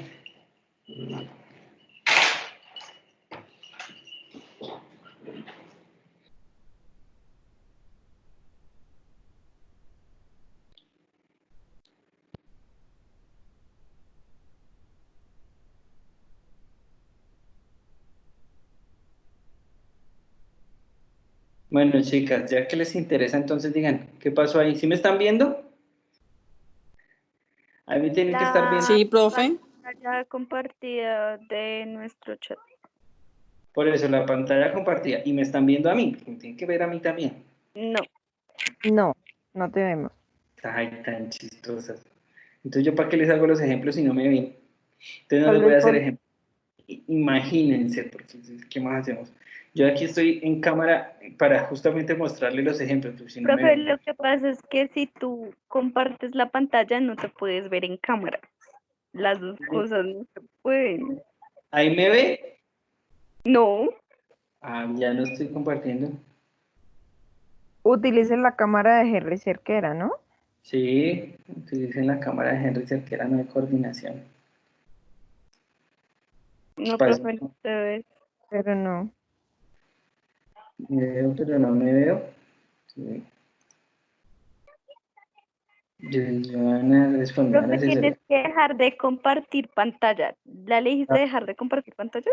Ya le di dejar de compartir pantalla porque es que yo me conecto en dos lugares, uno con Henry y otro en coordinación. La pantalla yo se la comparto desde coordinación y el de Henry, pues ahí ven mi imagen. Entonces, bueno, el asunto es el siguiente. Cuando yo le doy la instrucción a la persona de que relaje, que le deje caer las manos, pues yo lo que estoy chequeando es si la persona efectivamente dejó caer las manos o si las posicionó, que es diferente. Si posicionó las manos, entonces ya me di cuenta que no está siguiendo la instrucción, porque la instrucción fue de deje caer las manos como si fueran plomo, ¿cierto? Que están pesadas como si fuera plomo. Entonces, si yo observo que la persona no dejó caer las manos, sino que las posicionó, o sea que hizo un descenso controlado de las manos, pues ya sé que no está siguiendo la instrucción. Entonces lo que yo tengo que hacer es modelar la instrucción nuevamente para que él entienda que lo que yo necesito es que, ¡pum!, deje caer las manos. ¿Listos? Entonces, aquí yo ya empiezo a hacer un chequeo de cuál es el nivel de seguimiento de instrucción que me está haciendo la persona. Yo no estoy diciendo que las baje suavemente, sino que las deje caer como si estuvieran muertas, como si estuvieran muy pesadas, como si fueran de plomo. ¿Listos? Eso es lo que se considera como el primer ciclo de tensión-relajación. En el segundo ciclo, entonces lo que yo voy a hacer es, entonces no les voy a hacer el ejemplo porque no me lo ven, entonces lo que yo voy a hacer es suscitar lo contrario de lo que hice al principio, que era que la persona apretara los brazos. Lo que voy a hacer es lo contrario, que la persona extienda frente a él sus brazos y que extienda las manos tanto como le sea posible, abriendo el mayor espacio posible también entre los dedos para que haga el movimiento opuesto al que yo hice antes. ¿Listo? O sea, primero era apretando muy fuerte el puño, ahora es abriendo mucho la mano para que se haga, digamos, se abra el espacio más amplio posible entre sus manos y luego, ¡pum!, la misma instrucción, relaje. ¿Listos? Después, ¿qué sigue? El bíceps. Entonces, que tense el bíceps tanto como le sea posible, ¿cierto? A la verdad que no están bien. Pero cuando uno le pide la instrucción a la persona, normalmente hará algo como esto, ¿cierto? ¿Qué es lo que está haciendo en ese caso? Pues está tensando el bíceps, pero también está tensando la mano.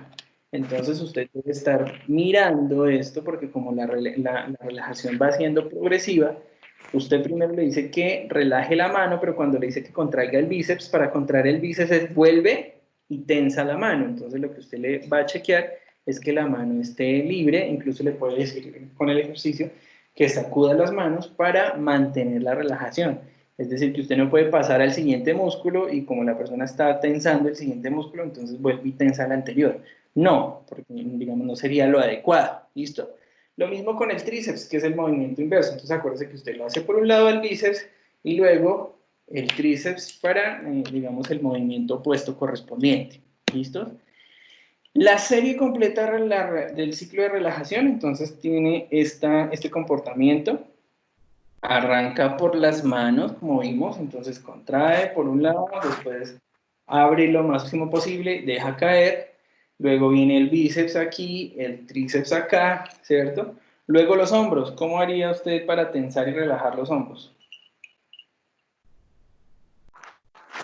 Recuerde que Pues está hacer como si cuando uno le hacen cosquillitas y lo sube. No. Exacto, así como cuando uno le da cosquillitas y la sube. Entonces es tensar los hombros, es subirlos al máximo, ¿cierto? Y después relajarlos, pues dejarlos caer. Es la forma como usualmente nosotros utilizaríamos esa parte como para tensar y relajar. Ahora, sigue el cuello, dice lateral y frontal. ¿Sí la tienen clara?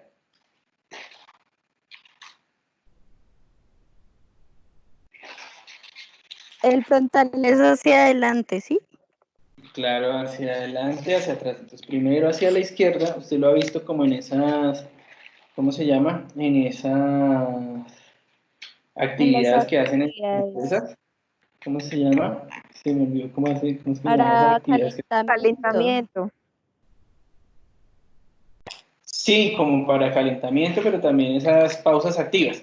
Entonces, para un lado, ¿cierto? Para el otro, luego hacia adelante y hacia atrás. Esa es la forma en que normalmente lo hace.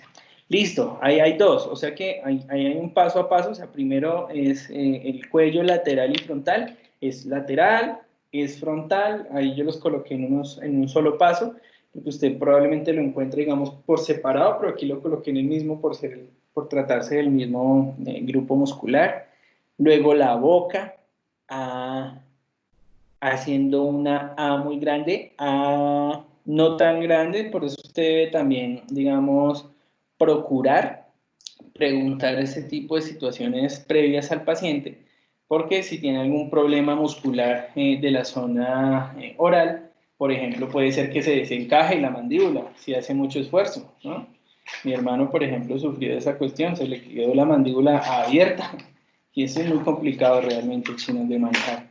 Entonces puede ser que la persona tense apretando los dientes, ¿sí? Así como cuando sucede el bruxismo, pero sin hacer el bruxismo, o que relaje, ¿cierto? Y de esa forma pues usted tenga algún control de la relajación, la tensión, perdón, y relajación dentro de ese procedimiento. ¿Listos? Después, ¿qué viene? Lengua, extensión. ¿Cómo es extender la lengua? Pues sacar la lengua, ¿cierto? Lo más afuera que se pueda. Incluso hay personas que se pueden tocar la nariz hacia arriba, ¿cierto? O tratar de tocar el mentón hacia abajo, extenderla mucho y después volverla a su posición. Esa sería, digamos, la parte de extensión. La de paladar es cuando usted le hace la indicación a la persona que presione muy bien la lengua contra el paladar arriba, ¿sí? Y luego abajo. Ahora bien, una cosa que es importante, yo no sé si usted la tiene clara, y es el asunto del tiempo.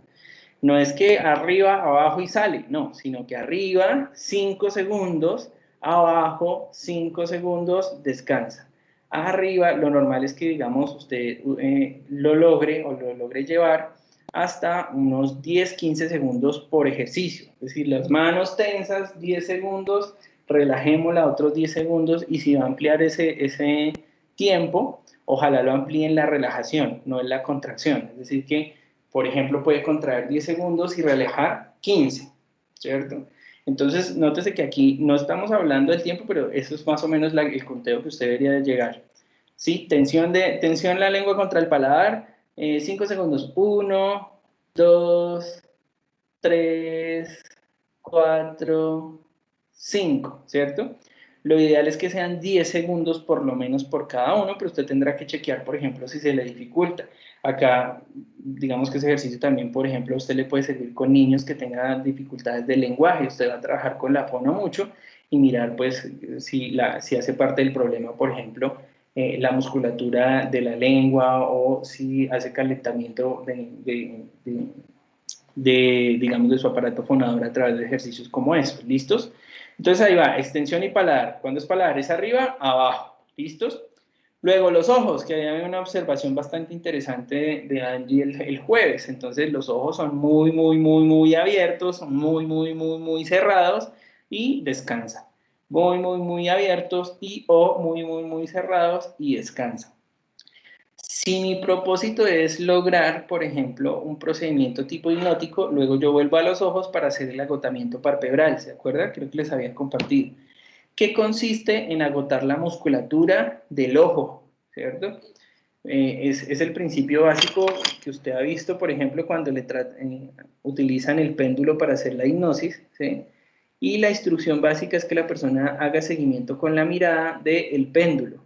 Entonces, como el movimiento se parece al movimiento ocular sacádico que hace el ojo cuando está leyendo, ¿sí? Lo que se procura es agotar la musculatura de los ojos por estar haciendo este tipo de movimiento, ¿no? Este tipo de movimiento. Ahora, lo otro que es muy eficiente es decirle a la persona, por ejemplo, que mire la punta de un lápiz y usted se la aproxima hasta donde más puede esta persona conservar la convergencia ocular, de ver la punta del lápiz y luego hacia arriba. Trate de hacer ese ejercicio usted mismo y dése cuenta de lo agotador que es tratar de mirar la punta de un lápiz, ¿sí? En forma consciente y mantenida durante un tiempo. Y usted puede tener el lápiz ahí hasta que la persona se agota lo suficiente y tiene la necesidad de cerrar los ojos. Hace parte del proceso de sugestión hipnótica, pero en este caso pues hace parte del proceso de relajación también, que la persona agote la musculatura y pues ya después no queda otra sino relajar. Esa sería, digamos, parte fundamental y por eso la persona siente la necesidad de cerrar los ojos. Con respecto de la respiración, lo mismo, que incluya tanto aire como le sea posible y exhale, ¿listo?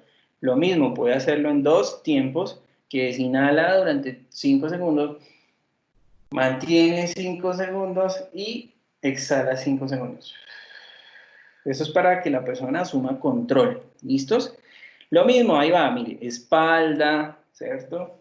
Parte media, glúteos, por no decir nalgas, muslos, el estómago, endureciendo, soltando, no haciendo fuerza, endureciendo, soltando, ¿listos? Las pantorrillas y los pies, y normalmente los dedos de los pies haciendo fuerza contra la plantilla del pie, del zapato, perdón, ¿sí? Y hacia arriba también lo puede hacer estirando, igual que hicimos con las manos, la mayor cantidad de veces posibles. Ahora, puede ser que encuentren personas que tengan dificultad de la disociación de sus miembros, o sea, que hacen fuerza con una mano, pero entonces tensan todo el brazo, ¿sí? Lo que usted le está diciendo es que recoja y estire, por ejemplo, los dedos, entonces le puede indicar que apoye una mano contra la otra, por ejemplo, y que la mano que está apoyada debe garantizar que esa zona esté más o menos relajada, mientras la otra zona hace el ejercicio. ¿Listos? En el caso de los dedos, de ahí llegamos. Normalmente, cuando usted está educando este tipo de acción de relajación muscular, usted con el paciente dura aproximadamente unos 40 minutos, sobre todo cuando el paciente lo está aprendiendo. ¿Listo? ¿Cuál es la idea? Que usted le enseña a la persona el procedimiento para que la persona lo practique. Que no dependa de usted, ay doctor, entonces lo llama a las 10 de la noche, estoy muy tenso, ¿cómo es que lo de la relajación? No, la idea es que usted comparta con el paciente la técnica, se la explique y usted le puede incluso describir los momentos que hemos estado hablando, el paso a paso, usted puede ser tan descriptivo como considere necesario que su paciente necesita la información, o incluso también nos indican que usted puede hacer la grabación de una sesión para que la persona se la lleve, por ejemplo, porque el problema que él tiene es de insomnio y en las noches pues él necesita el soporte, entonces pudiera poner la grabación suya como terapeuta y usted le va haciendo las indicaciones y él las va siguiendo mientras duerme o mientras se duerme, ¿listo? Pero lo ideal es que la persona lo aprenda, o sea, que usted esté haciendo un entrenamiento con él. ¿Por qué? Usted está haciendo un entrenamiento que al principio dura 40 minutos y de pronto se puede tomar hasta la hora. Pero como la relajación es la base previa para la desensibilización sistemática, ya usted cuando lo vaya a utilizar en la desensibilización sistemática no necesariamente puede esperar 40 minutos o 50 minutos para que se relaje para empezar la desensibilización sistemática porque ya se le acabó la sesión en 10 minutos más, ¿no? Entonces la idea es que la persona primero sea consciente de todo el proceso, pero que paulatinamente él vaya aprendiendo el sistema de relajación corto o la relajación más breve, por decirlo así, en la que ya siendo consciente que donde siente tensión tiene que utilizar el mecanismo de tensión y relajación, ya él haga relajaciones locales y que me permita alcanzar una relajación de tono muscular más rápida. Ese es el propósito. Que por Profe, ejemplo, si él tiene... Señora. una pregunta, ¿cómo se relaja el estómago? Tensión, así como cuando va usted a sacar ¿Lo su infla? chocolatina de las abdominales. No, la tensión muscular, que es como si usted estuviera sacando su chocolatina de las abdominales, ¿cierto? Ta, ta, ta, ta, ta, ta, ta, ta, ta. Está sacando su chocolatina, está sacando sus abdominales. O digamos que en esa otra cosa, digamos que el problema es que no es que esté tensionando mucho, sino que está inflando, inflando, inflando, sino que hacer como fuerza, ¿sí? En las abdominales y relaja. Hacer como fuerza en las abdominales y relaja. ¿Mm? Ya si usted, digamos, ve que hay un problema particular con ese asunto de, digamos, del estómago y lo que sea, pues puede incluso mezclar o hacer una mixtura de esos allí, ¿cierto? Entonces, puede realizar actividades como llenar, que es lo que tú dices, de aire el estómago, pero acuérdate que estamos tratando de hacer el correspondiente inverso, es vaciar todo el estómago, ¿sí? Hasta que sienta tensión y mantenerlo ahí. 5 segundos. Como si la pared digamos, frontal del estómago fuera a tocar la espalda, ¿sí? Vaciar todo el estómago, ¿sí me entienden? Como si fuera a vaciar todo el aire y estuviera tratando de pegar mi estómago a mi espalda. Ok, ¿Listo? como Entonces metiendo barriga, algo así. exacto, como metiendo barriga a lo máximo. Aguante, ¿cierto? 5 segundos, lo más que pueda, 10 segundos, ta, ta, ta, suelta. Aguante, 10 segundos, suelta. ¿Listos?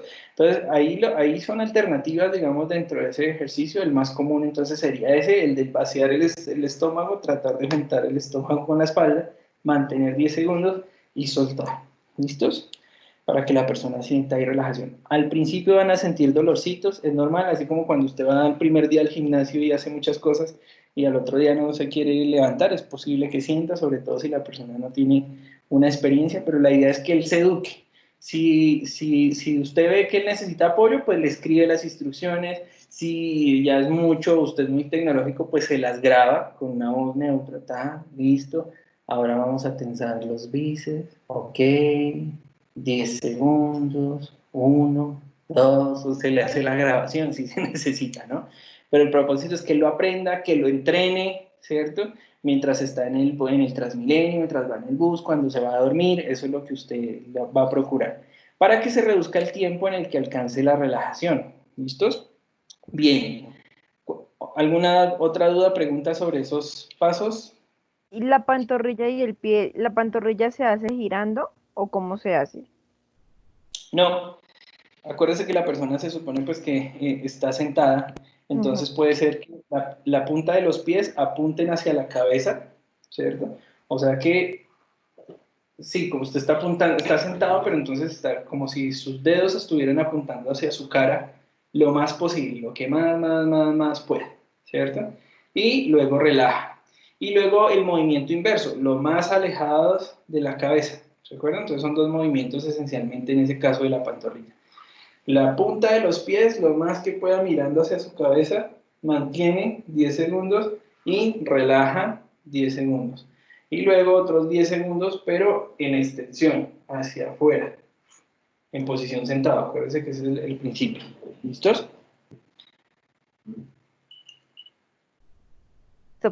Listo, profe, muchas gracias. Listo, con mucho gusto. Cuando quiera más vuelve.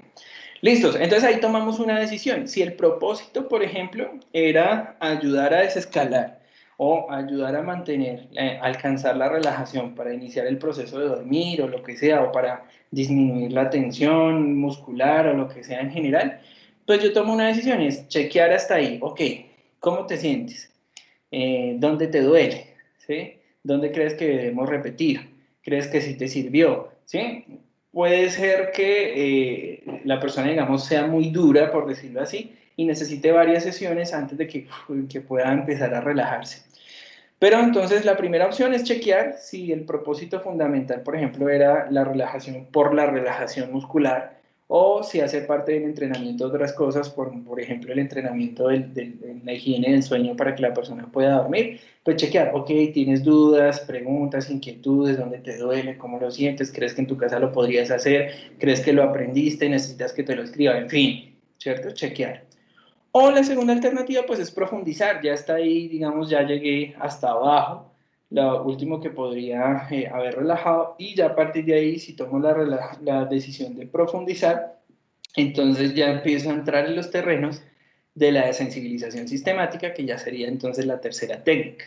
Entonces, nótese que hasta ahí vimos ya técnicamente pasos y preguntas en la atención en crisis, en los primeros auxilios psicológicos. Ya vimos también el paso a paso, los pasos que son, creo que en total como alrededor de 16 pasos, de la relajación muscular profunda, la relajación muscular, y ya tendríamos, digamos, el insumo para arrancar con la desensibilización sistemática. Mire que lo que yo les decía ahorita, aunque la relajación hace parte de la desensibilización, por sí sola la relajación es una buena, digamos, técnica dentro del proceso terapéutico, para que la persona, por ejemplo, a partir de ahí, ¡pum!, pueda empezar a contarle, digamos, pueda alcanzar el punto cero de ansiedad para empezar a abordar la imaginería, que hace parte como de la técnica en la sensibilización sistemática. Porque ya aquí en la desensibilización sistemática, yo lo primero que necesito es que la persona tenga un entrenamiento en la relajación muscular y en la relajación de sus emociones, porque yo lo voy a enfrentar a sus miedos, ¿no? Entonces, si yo no lo he relajado, que es tratar de llevarlo al punto cero de activación fisiológica, ¿se acuerda que por eso decíamos de desactivación fisiológica? De llevarlo a un punto cero de activación fisiológica, que no haya sudor, que no haya temblor, que no haya miedo, no haya ansiedad, no haya taquicardia ni nada de eso, y le presento la rata, pues ahí le ocasiona un paro cardíaco de una vez, ¿sí o no? Entonces yo lo que voy a hacer es procurar el punto cero de activación. ¿Ah? Edgar le tiene miedo a los ratones, profe. Imagínense, o sea, está como el cuento ese hombre tan grande y le tiene miedo a esos animalitos tan chiquitos.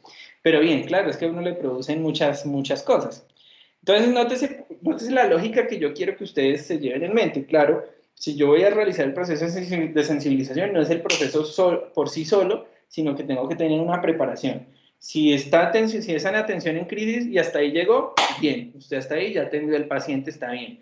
Si hace parte como de la tensión muscular, de un proceso en el que la persona no alcanza la relajación para dormir o para algún otro tipo de situación, no está tenso físicamente, ya con la relajación tengo. Siguiente paso, si no es así, sino que voy a empezar a trabajar miedos específicos, sobre todo lo que está cercano a la fobia, pero no es el único uso, entonces ya paso al siguiente, que es la desensibilización sistemática. ¿Listos? Entonces, bueno, pero ya son las 12, chicos, chicuelos, chicos y chicas. Ya son las 12. Nos falta entonces terminar el asunto de la desensibilización sistemática. Como la desensibilización sistemática, digamos que tiene estos objetivos particulares, y no sé, dudo que usted, digamos, pueda encontrar alguno de esos objetivos particulares en su casa. Entonces, la siguiente tarea no va a ser que usted haga una desensibilización sistemática, sino que sí va a ser que usted realice un ejercicio de relajación, como el que ya vimos, relajación profunda, ¿cierto? De esta aquí, con este ciclo de tensión-relajación, con alguno de los miembros de su familia, parientes, amigos, vecinos más cercanos, que usted se grabe y me lo envíe, ¿cierto? O me lo ponga en YouTube y me envíe el vínculo. Lo que me interesa es que usted haga el entrenamiento esencial de esto con alguien para que usted experimente, por decirlo así, con esta persona muy responsablemente. Entonces usted, lo que les decía ahorita, mire cuál va a ser su protocolo, estudiese su protocolo y coloque, por ejemplo, a su esposa, que la tengo aquí al frente. Entonces le dice, listo, mamita, no mentiras. Listo, señora Michelle, siéntese por favor aquí en la silla, ok, acomódese en forma relajada, se siente cómoda, sí, ok, listo. Vamos a iniciar con la respiración. Inhala, exhala, y que usted grabe el proceso. ¿Listos? ¿Para cuándo? De hoy en 8, para que se entretengan. Van haciendo el ejercicio porque necesitamos avanzar. Entonces, que usted documente ¿Cómo, en profe? su... Es que no te entendí. ¿Qué parte? Que yo Si 2 dijiste horas para hablando. hacer de hoy en 8. No, profe, es que alguien habló acá, entonces no escuché. Bueno, tranqui. De hoy en 8 que usted aplique el proceso de la serie completa de tensión-relajación con alguna persona. Que lo aplique. ¿Entiende? Aplique la serie completa de tensión-relajación. Desde manos hasta los dedos de los pies. Y se grabe. Entonces, nótese que estamos diciendo que la idea es que usted haga entrenamiento de esa actividad para que luego la pueda aplicar con su paciente tranquilamente. Entonces ahorita, por ejemplo, es un buen momento como para entrenar la técnica, ya que como nos compartía, por ejemplo, Lorena, puede ser que las personas estén tensas o les haga falta, digamos, ese proceso de relajación en su casa, y usted, pues con un amigo, un vecino, un familiar, lo entrena, lo graba, ¿cierto? Y me lo envía o lo sube a una plataforma donde yo la pueda ver. Y listo, ahí tendríamos. No lo hacemos con la sensibilización sistemática porque, digamos que responsablemente me parece que primero no lo hemos desarrollado bien, aunque usted ya haya hecho la planilla, no lo hemos desarrollado en la asesoría, y pues tampoco sabemos cuál es el nivel de fobia ni nada que tenga alguna de las personas en casa. Entonces, para que no se les desborde, por ejemplo, el caso, entonces arrancamos por la relajación. Usted lo graba y me lo envía. ¿Listos? ¿Dudas, preguntas adicionales? Que hable ahora calle para siempre. Recuerde que me debe enviar al correo la tablita que ya he hecho.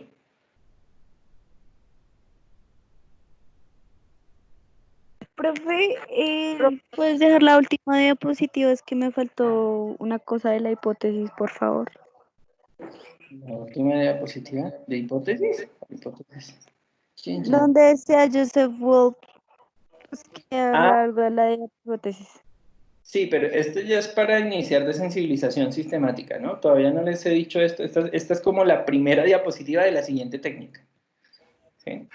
Si se dan cuenta Bueno. que por aquí arribita les cambio el nombre, aquí dice sensibilización sistemática y en la anterior era relajación muscular. Ahí vamos viendo las diferencias. O sea que esa es la primera de la siguiente y como no la hemos visto, pues la vamos a recapitular en 8 días, no se preocupen. Listo, profe. Lo importante es que hagan la tarea, pues para que ustedes practiquen. Ya digamos que eso justamente ha sido el tema principal con ustedes, digamos, la falta de práctica, pero que lo practiquen entonces con su persona más cercana. No había visto aquí No había visto acá lo que me habían escrito, Joana. Ok, sí, es verdad, la mayoría de técnicas siempre cuando usted va a aplicar una técnica de esta naturaleza, siempre tiene que remitirse a la condición o la situación particular del paciente, ¿no? Entonces siempre va a ser necesario que se valore específicamente cuál es la situación particular de cada uno. ¿Listos? Entonces, dudas, preguntas, inquietudes adicionales, les decía. Que hable ahora, calle para siempre, les echo la bendición y nos vemos dentro de 8 días. Profe, Profe, solo estar pendiente de enviarte lo de las técnicas, ¿cierto? Está pendiente enviarme lo de las técnicas y a partir de hoy está pendiente enviarme la aplicación de la relajación. Profe, yo le presté computadora a mi hermana, llega mañana temprano. ¿Qué hago? Ahí está mi tarea. De prestarte, pues, o le puedes decir que me la envíe, Bueno, es una opción, que me la envíe de una vez, listo. Listo, chicas. Profe, lo de la técnica de relajación completa, ¿te envía uno que un video o cómo? Sí, señora, un video, tal cual, aplicándosela usted a su esposo, a su hijo, a su vecino, a su primo. Dice, ¿está muy tenso? Venga, le tengo la solución. Venga, siéntese aquí al frente mío, respire. Tense las manos, listo. Así, y arranca hasta los dedos de los pies, me lo graba, me lo envía y ya. Con eso usted practica, ¿cierto? La técnica y ya cuando usted la tenga que usar, pues ya llega a hacerla. Ok, profe, pero entonces el video no es de los 40 minutos. O sea, lo hace uno más corto para que pueda cargar. Pueden ser 40 minutos, de hecho, si usted lo sube a YouTube, lo pone en secreto o si quiere y me envía el link, digamos que con el tema de los tiempos ahorita normalmente lo hacemos de esa manera, o sea, si es muy largo, la indicación es que más o menos dure 40 minutos, porque lo que sí es responsable es que usted le ayude a esa persona que está haciendo la relajación, que usted le ayude a llevarlo el proceso completo y que de pronto no lo afane ni nada tanto, eso sería lo responsable. Entonces, que se tome el tiempo que haya que tomar, si se toma los 40 minutos, si es muy largo para que usted me lo envíe por correo, que normalmente los correos institucionales no tienen una capacidad de carga tan amplia, pues lo suben a YouTube y me mandan el enlace. Listo, fácil. O lo graban con un, Ok, creo que profe. se puede grabar y me envían el enlace. O acá creo que también lo pueden grabar en esta. Ah, bueno, sí. Miren como primera opción si se puede, porque mire, acabamos de grabar un video de 2 horas.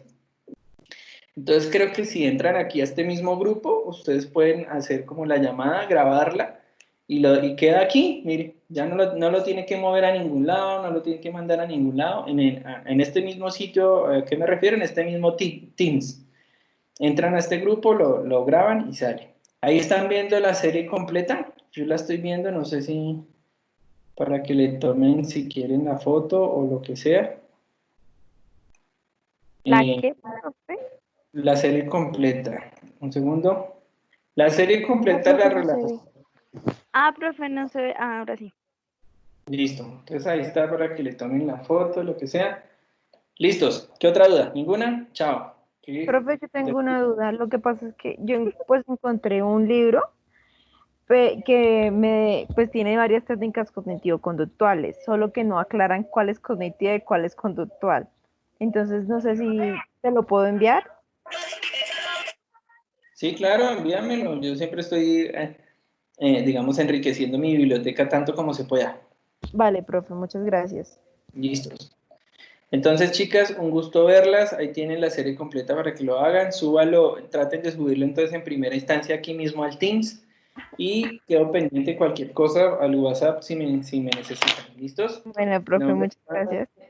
del Hijo, del Espíritu Santo. Amén. Podéis ir en paz. Chao. Ya voy a colgar. Amén. Bendiciones. Recuerde despedirse en el chat, ¿no? Chao, profe, Ah, sí. gracias. Listo. Chao, profe. Chao. Gracias. Chao.